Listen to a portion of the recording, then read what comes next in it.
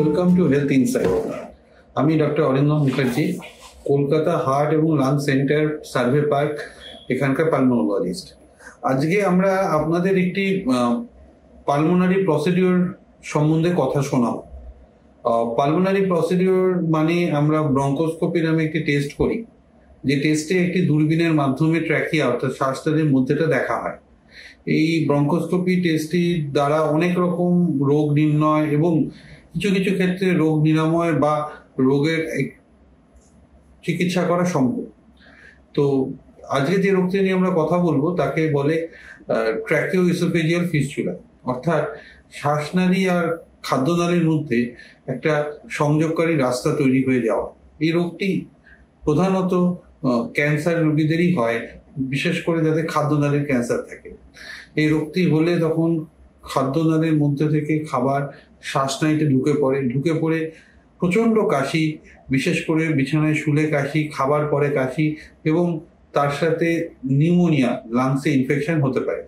এবং এমনিতেই ক্যান্সারের রোগীরা বহুবিধ সমস্যায় জর্জরিত থাকেন, তার সাথে এই কাশি এবং বারবার নিউমোনিয়া, বারবার হাসপাতালে ভর্তি হওয়ার প্রয়োজনীয়তা থাকায় তাদের আরো দুর্বিষহ হয়ে ওঠে তাদের জীবন। এই অবস্থায় তাদেরকে কিছুটা উপশম করার এক উপায় হচ্ছে এই ট্র্যাকিওএসোফেজিয়াল ফিস্চুলাটাকে বন্ধ করা।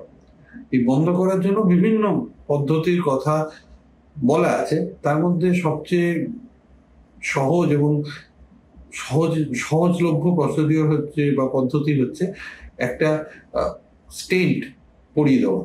আপনারা সবাই নিশ্চয়ই হার্টে স্টেন্টের কথা শুনেছেন, কিন্তু শ্বাসনালীতে স্টেন্টের কথাটা কিছুটা কম শোনা যায়, কেননা এর প্রয়োজনীয়তাও কম। কিন্তু এটি একটি অত্যন্ত সহজ এবং নিরাপদ পদ্ধতি, যার মাধ্যমে এই ট্র্যাকিওএসোফেজিয়াল ফিস্চুলার যে রাস্তাটা শ্বাসনালীর দিকে খোলা থাকে সেটাকে বন্ধ করে দেওয়া যায়। তার ফলে খাদ্যনালী থেকে শ্বাসনালীতে খাবার বা জল ঢুকে পড়ার সম্ভাবনা কমে যায় এবং তার ফলাফল স্বরূপ আমাদের কাশি এবং নিউমোনিয়ার সম্ভাবনাও কম। এই ক্ষেত্রে যেটা করা হয়, একটি সিলিকন অথবা একটা নিটিনল নামে একটি বিশেষ ধরনের অ্যালয়ে তৈরি একটা স্টেন্ট শ্বাসনালীর মধ্যে পরিয়ে দেওয়া হয়।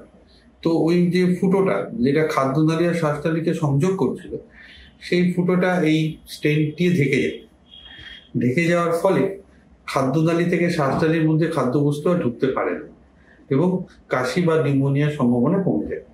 সম্প্রতি আমাদের হাসপাতাল কলকাতা হার্ট এবং লাং সেন্টারে আমরা এক 70 বছর বয়সী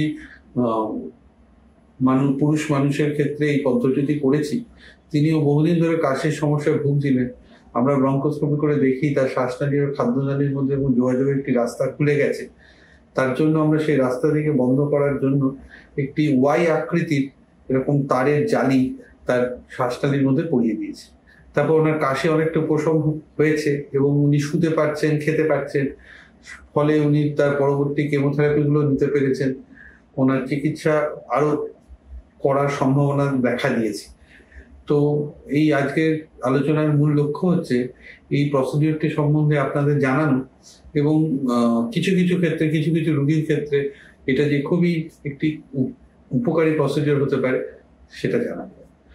এই ইন্ডিকেশন বা এই কারণ ছাড়াও কোনো কোনো ক্ষেত্রে যদি শ্বাসনালীর মধ্যে কোনো রাস্তা শুরু হয়ে যায়, যদি শ্বাস নিতে সেই কারণে সমস্যা হয়, তাহলেও এই স্টেন্ট সাহায্য করতে পারে। শ্বাসনালীর মধ্যে অনেক রকম অবস্ট্রাকশনকে দূর করার জন্য স্টেন্ট ইউজ করা হতে পারে। ক্রমশ যেমন দক্ষিণ ভারতের বিভিন্ন রাজ্যে বিভিন্ন সেন্টারে এই স্টেন্ট বহুদিন থেকেই চলছে। ক্রমশ কলকাতাতেও বহু সেন্টারে এই স্টেন্ট করার ব্যবস্থা রয়েছে এবং করাও হচ্ছে নিয়মিত। আমাদের কলকাতা হার্ট লাং সেন্টারেও করা হচ্ছে। আজ তো এই পর্যন্ত আলোচনা ছিল, পরে আমরা আরো কোনো নতুন এবং এরকমই আকর্ষণীয় বিষয় নিয়ে আলোচনা করব।